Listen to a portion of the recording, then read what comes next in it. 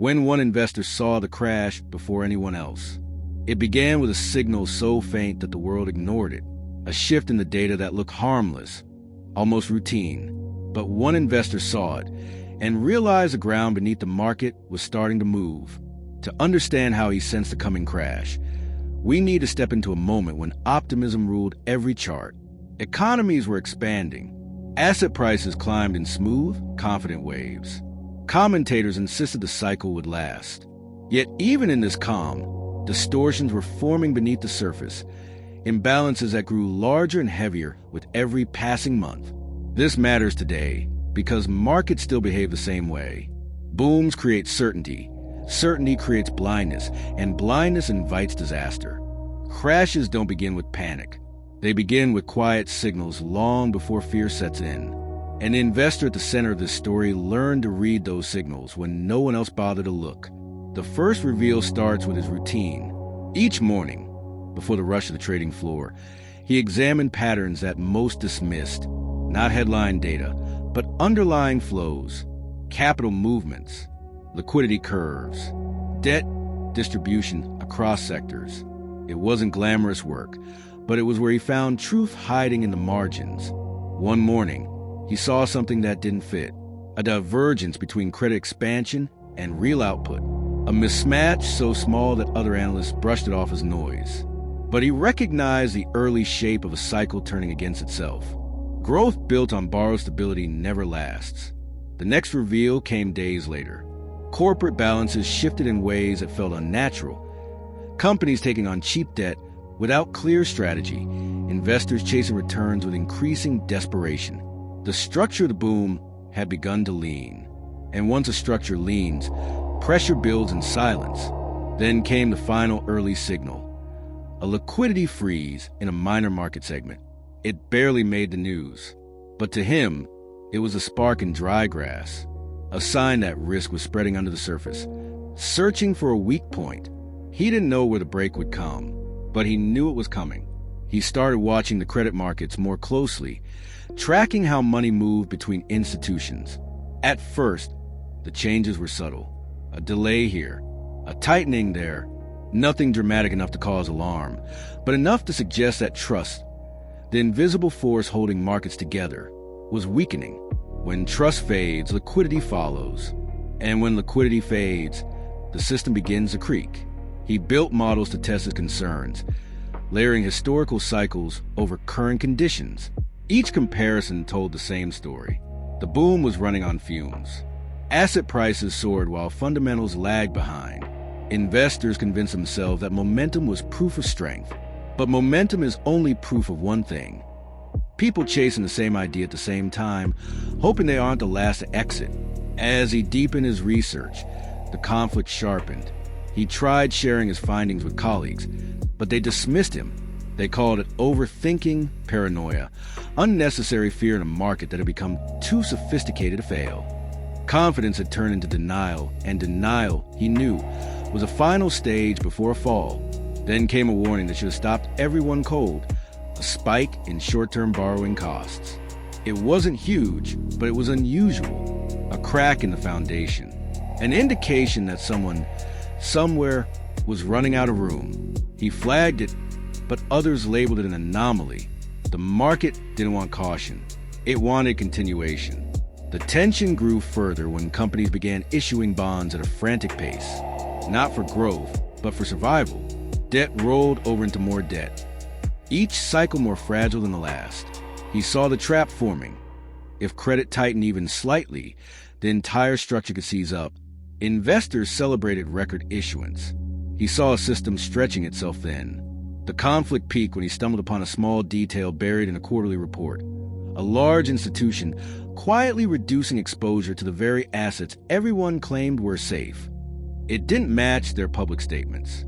It didn't match the market's enthusiasm, but it matched his fears perfectly. Someone else had seen the same signals, and they were positioning quietly. That discovery pushed him into action. He didn't panic. He didn't make dramatic trades. Instead, he began building a position designed not for profit, but for protection. A shield against a storm that hadn't arrived yet, but whose winds he felt with growing certainty. The world still believed the boom was invincible. But beneath that belief, the first fractures were already spreading. Inside the financial system, stress is multiplied in places too small for headlines but too important to ignore. Interbank lending tightened another notch. Collateral quality slipped in niche sectors. Funds that once moved billions without hesitation now pause before deploying capital. These weren't accidents. They were symptoms, early-stage tremors before the quake. He tracked each movement with growing unease. The models he once built out of curiosity now became warnings. Volatility crept upward in slow, irregular waves. Investors called market noise, but he saw a pattern forming.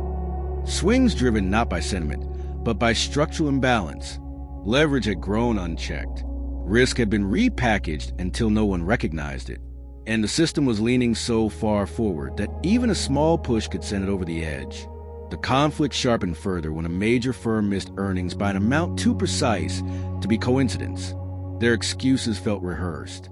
Their projections looked forced. In the margins of the report, he spotted a change in how liabilities were categorized, a quiet shift that hinted at deeper trouble. If one major firm was straining behind the scenes, others might be too. But the market roared ahead. Prices climbed. Investors cheered. Commentators mocked anyone who suggested caution. The cycle is different this time, they said. He had heard those words before in old recordings of past booms. Every cycle, people believed they had outsmarted history. And every time, history reminded them otherwise. Pressure built inside him as the evidence grew impossible to ignore. He noticed a sudden widening in credit spreads, small but consistent, and it matched the same pattern he had studied from collapses decades earlier. Liquidity wasn't just tightening, it was evaporating at the edges. The weakest borrowers were already struggling. Soon, that struggle would climb upward tier by tier until even the strongest institutions felt it. A breaking point approached when he saw a strange spike in demand for short-term cash, a scramble from institutions that normally had more than enough. This was fear, quiet fear, traded in restricted channels, away from public view, but fear nonetheless, the same kind that precedes historic market turns. Then came the moment that sealed a conviction. A hedge fund, small but sophisticated, announced sudden losses tied to assets the entire industry believed were rock solid. Their explanation was vague, their tone was rattled, and their collapse happened too quickly to be brushed off as isolated. It was a signal that the system's hidden weaknesses had finally breached the surface. He mapped every data point onto a single timeline, and the conclusion chilled him. The crash wasn't a distant possibility. It was a sequence already unfolding, invisible to most, accelerating with every strained report and every rushed borrowing cycle. A chain reaction was building, link by link, and then, one afternoon, a rumor spread across trading desks. Quiet, uncertain, but enough to shift the air. A major institution was facing liquidity trouble far worse than it admitted. It was unconfirmed, but it didn't matter. Rumors like this don't appear at the beginning of a cycle. They appear at the end, when pressure has nowhere left to hide. The peak of tension had arrived, and he knew the next move the market made would not be gentle. The rumor hit the market like a pulse of cold air. Traders paused mid-sentence.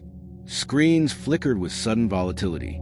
The institution at the center of the whispers denied everything, but the tone of their denial only raised more questions.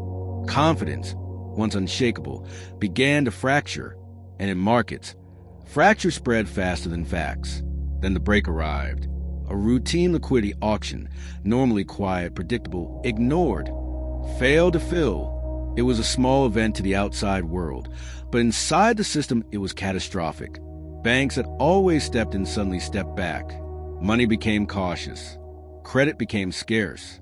The gears of the market ground against themselves, and the spark he had feared finally caught fire. Prices fell in sharp, jagged lines. Assets once considered safe tumbled. Funds scrambled to unwind positions they had spent years building. The crash he had seen forming in the data now unfolded in real time, each minute heavier and faster than the last. As panic spread, institutions revealed losses they had concealed for months. Leverage unwound violently. Calls for liquidity went unanswered. For a moment, He simply watched, stunned by how quickly denial turned into freefall. His protective position surged, not because he sought fortune, but because he refused to be blind to the truth. And as the system convulsed, one realization echoed through every corner of the market.